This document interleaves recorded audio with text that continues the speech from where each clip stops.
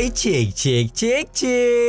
Oke guys, welcome back to Cakradhiva Reinkarnasi dalam pembahasan alur cerita Battleshock The Heaven Season 5 episode ke-115. Seperti biasa kita review dulu pembahasan di episode sebelumnya yang menceritakan bagaimana lembah sungai es bersama dengan Aula Jiwa akhirnya sampai di kediaman keluarga Ye, sehingga Shoyan segera bagi tugas dengan Tian Huo di mana Abba Sispek melawan Tian Xuangji, sementara dirinya akan mengatasi Wu Ying. Setelah mengaktifkan puncak perubahan api misteri, Shoyan pun berhasil menggeprek Wu Ying, namun dia juga mengalami luka parah ketika pelindung yang lebih tinggi dari Aula Jiwa yang bernama King Hai muncul dan hampir mencabut nyawanya sebelum kemudian Shoishan keluar dari retreat dengan kekuatannya yang melejit ke arah Dojun. Nah, di episode kali ini kita akan melihat bagaimana jalannya pertempuran setelah King Hai dan Shoishan muncul, disusul juga dengan kedatangan kepala lembah sungai es Bing He sampai dengan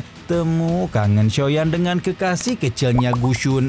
Gimana cerita lengkapnya? Langsung aja kita terobos.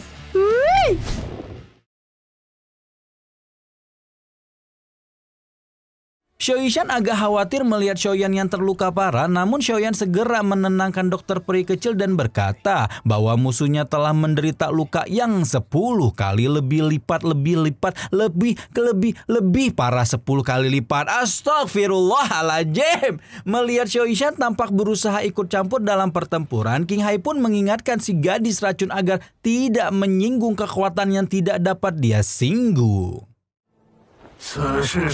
Namun Shoishan dengan tegas berkata bahwa Aula Jiwa nilainya tidak dapat dibandingkan oleh bahkan seujung jari Shoyan. King Hai pun tersulut emosinya dan akhirnya memerintahkan antek-anteknya yang dipimpin oleh Gan Ha untuk menangkap Shoyan, sementara dia akan melawan Shoishan secara pribadi.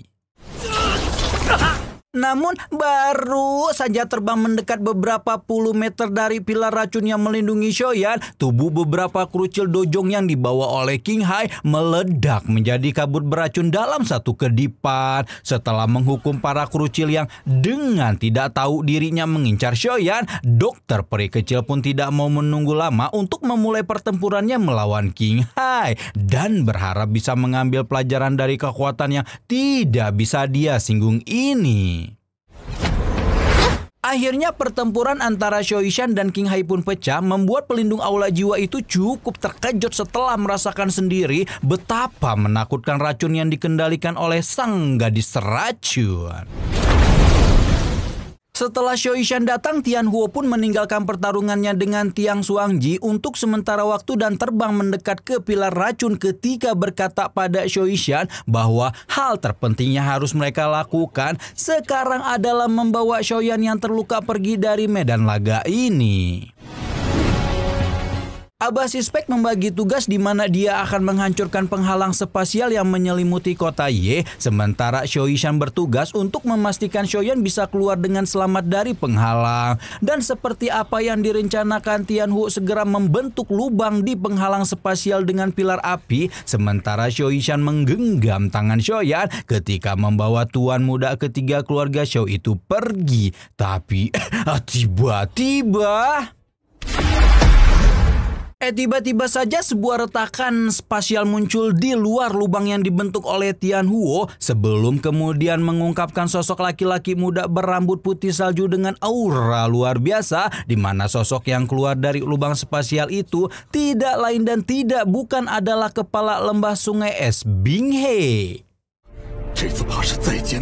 Ye Zhong dan keluarga Ye menunjukkan keterkejutan ketika melihat Bing He benar-benar turun secara pribadi untuk membuat perhitungan kepada Shoyan dan Shoishan. Sementara itu King Hai tampak senang ketika melihat bala bantuan muncul dan sekali lagi meminta kepala lembah sungai es itu untuk berbaik hati menyerahkan Shoyan kepada Aula Jiwa setelah pemuda itu tertangkap nanti. Ekspresi Shoyan muram ketika menangkap bahwa kekuatan Bing He tidaklah kalah dengan Tang Jian, di mana kekuatan semacam itu tidak akan bisa digoyahkan meskipun mereka bertiga bekerja sama. Kelompok 3 orang beda generasi itu kemudian terlibat diskusi sengit karena masing-masing ingin mengorbankan diri agar rekan mereka mengambil kesempatan untuk lari. 老夫已死过一次。 Berhubung tidak ada satupun orang yang mau kabur sendirian, akhirnya Xiaoyan pun memutuskan kalau mereka akan melewati pertempuran ini bersama-sama, membuat Bing He menawarkan Xiao-Yishan untuk udah mending ikut sama Om aja dan mendorong si gadis racun untuk melemparkan jarum beracunnya ke arah Bing He. Tapi ternyata jarum beracun itu sama sekali tidak menimbulkan kerugian bagi Bing He, malah terserap ke dalam tubuh sang kepala lembah sungai es sampai kemudian kelompok Xiaoyan paham bahwa salah satu faksi terbesar di dataran tengah itu telah mengembangkan semacam tubuh beracun buatan.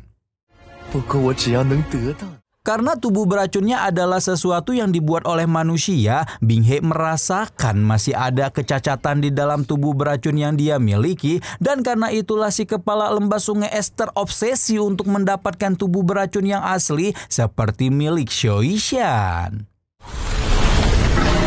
Berhubung Bing He sudah mengemukakan tujuannya untuk mendapatkan tubuh racun apapun yang terjadi, kepala lembah sungai es itu pun segera memulai pertempuran dan melepaskan dua naga es racun ke arah kelompok 3 orang Xiaoyan. Melihat Bing He langsung menyerang dengan ganas, Xiao-Yishan dan Tiang Huo pun segera mengambil posisi bertahan sambil memberikan waktu bagi Xiaoyan untuk membentuk teratai api amarah Buddha. Namun benar apa yang dikatakan oleh Xiaoyan, kekuatan mereka bertiga masih belum cukup untuk melawan Bing He, dan kepala lembah sungai es itu masih bisa meloloskan naga es racunnya ke arah Xiaoyan untuk menghabisi pemuda itu.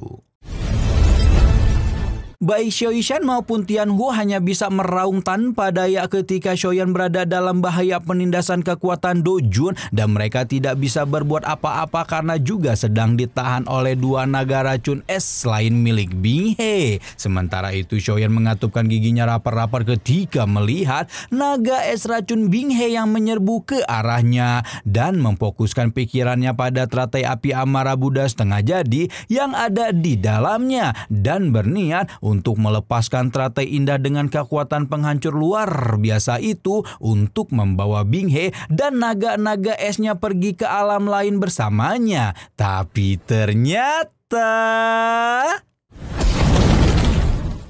ternyata bahkan sebelum Xiaoyan melepaskan teratai api amarah Budanya, seluruh naga es Bing He telah diledakkan menjadi ketiadaan ketika dua sosok tua dengan aura yang sama sekali tidak kalah dengan sang ketua lembah sungai es muncul entah dari mana. Xiao-Yishan dan Tian Huo juga hanya bisa kebingungan ketika melihat dua bapak-bapak itu muncul, sementara Xiaoyan sendiri semakin terkejut ketika melihat celah spasial yang dipenuhi dengan warna emas merobek udara di depannya sebelum kemudian mendengar suara indah yang begitu familiar di hatinya, di mana suara ini tidak lain dan tidak bukan adalah milik kekasih kecil yang begitu dia rindukan, Gu Sun-er.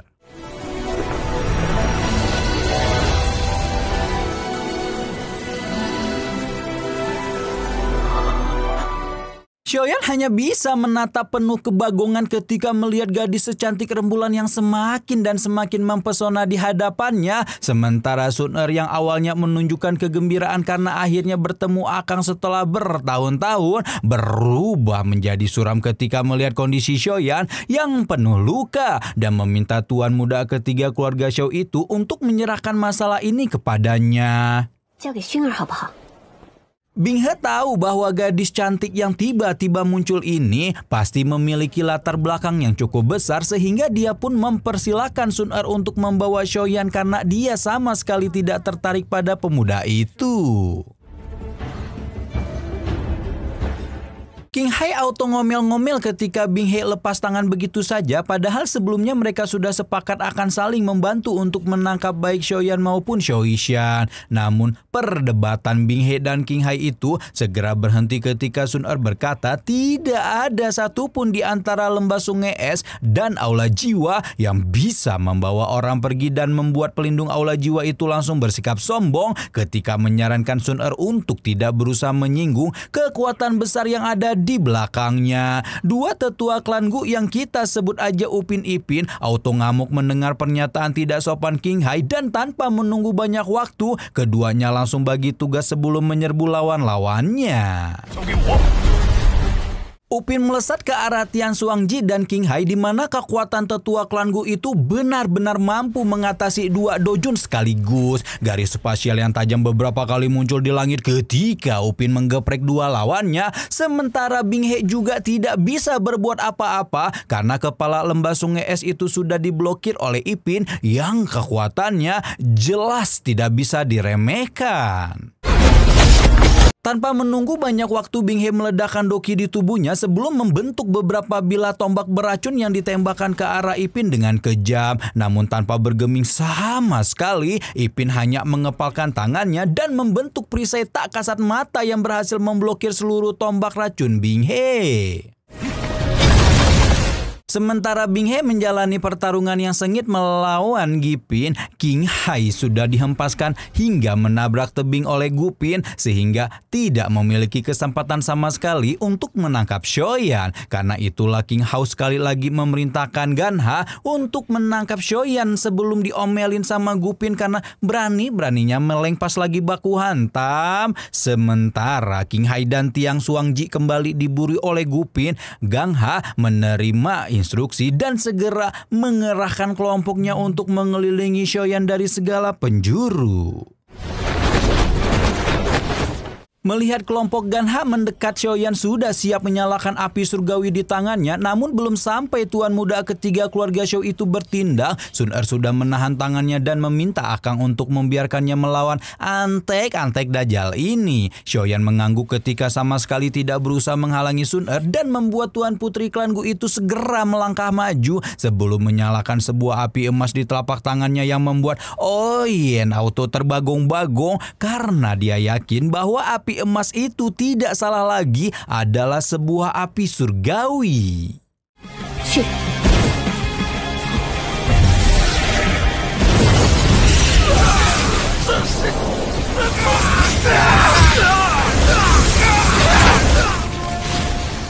Apapun api surgawi yang dimiliki oleh Sun Er, Shoyan hanya bisa menghela napas pasrah ketika melihat gadis ini selalu berada di depannya sejak dulu. Namun Sun Er tidak setuju dengan pernyataan itu karena dia hanya menikmati sumber daya klan, sementara Shoyan mengandalkan kemampuannya sendiri untuk menjadi lebih kuat. Baru setelah menggeprek semua ahli aula jiwa, Sun Er sekali lagi meledakkan api emasnya dan mengubah api itu menjadi tombak raksasa yang melesat ke arah langit dan menghancurkan penghalang spasial lembah sungai es menjadi berkeping-keping dalam sekejap mata. Sementara itu Bing He yang sedang ditekan oleh Gipin sekarang benar-benar finishirin latar belakang macam apa yang dimiliki Sun Er sampai bisa mengeluarkan kekuatan yang begitu menakutkan dengan usia yang begitu muda. Tanpa mempedulikan kebingungan Bing He, Gipin membentuk banyak segel di telapak tangannya yang kemudian menjelma menjadi segel keempat dari teknik segel dewa, yaitu segel penguburan langit. Sekarang Bing He baru sadar bahwa pernyataan sombong Sun Er di awal pertemuan mereka bukanlah omong kosong karena ketua lembah sungai es itu akhirnya mengenali bahwa gadis cantik yang baru saja muncul ini sebenar-benarnya merupakan anggota salah satu klan kuno, yaitu klan Gu. Sebuah ledakan dahsyat menggema di cakrawala kota Ye ketika segel penguburan langit Gipin bertubrukan dengan telapak tangan racun Bing He. Bing He masih menunjukkan ketidakpercayaan bahwa dia benar-benar saja menyinggung sebuah klan kuno karena masalah dengan tubuh beracun. Gipin yang meskipun nama aslinya Tetua Ling, tapi tetap kita panggil Gipin aja ya, langsung tertawa keras ketika pihak lain mulai menyadari identitas mereka. Nah, ketika Sun Er menjadi tidak sabar ketika meminta Gipin untuk tidak membuang waktu dan segera menyelesaikan pertarungannya, inilah Bing He buru-buru meminta maaf dan mengatakan bahwa masalah hari ini hanyalah kesalahpahaman belaka. Sok rasinying. 等等， Bing He segera memanggil Tiang Xuangji yang udah babak belur abis digebugin Gupin dan meminta kesediaan Sun Er untuk melepaskannya sambil berjanji bahwa dia dan Lembah Sungai Es tidak akan pernah ikut campur lagi masalah tubuh beracun di masa depan. Sun Er menyerahkan keputusan ini kepada Akang dan berhubung Shoyan memang anaknya baik hati dan tidak ingin buang-buang tenaga untuk melanjutkan pertarungan, dia pun menerima permintaan maaf Bing He dan mempersilahkan Lembah Sungai Es yang sok keras dan koplok itu untuk meninggalkan kota Ye. Sun Er juga menangkap King Hai dan menyerahkan roh pelindung aula jiwa itu kepada Shoyan sebelum kemudian beralih kepada Shoishan dan berterima kasih karena dokter peri kecil itu udah ngejagain jodohnya selama ini. Sun Er, akhirnya dedek kesayangan kita semua di Sun Er muncul lagi nih setelah ratusan purnama berlalu. Kalau nggak salah ketemu Shoyan tuh terakhir di episode season 5 ya. Season 5 episode 40-an ya kalau nggak salah teh. Nah sebelum Shoyan pokoknya masuk ke mana teh? Ke lantai terendah menara pemunian Ki di Akademi Jana. Masih inget kan? Terus itu cewek dan gebetan Shoyan jadi ketemu juga tuh. Apakah kira-kira dua ciwi cantik ini akan menunjukkan permusuhan atau malah barengan ngegibahin kepakboyan aku? Nantikan terus pembahasannya hanya di Ginosis Cakra Diva Reinkarnasi ya. Rama di sini pamit, bye bye.